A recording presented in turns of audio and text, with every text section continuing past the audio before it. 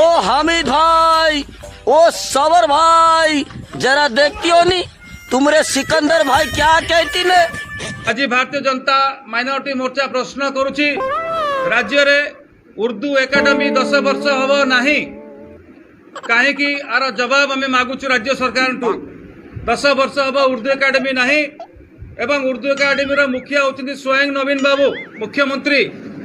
Urdu academy, Urdu भाषा, उर्दू पाठपढ़ा आज राज्य रे कौ अवस्था अच्छी, उर्दू शिक्षक मानकर अवस्था कौन अच्छी, उर्दू शिक्षक केते नियुक्ति देछंती नवीन बाबू, तार मोर प्रश्नर आज उत्तर रखा अनुरोध करुछि।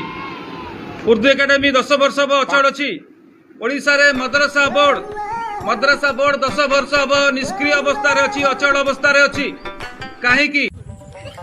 नवीन बाबू उर्दू पर किसी करी पारिले नहीं, हेले मोहन बाबू 1 साल में क्या करीन।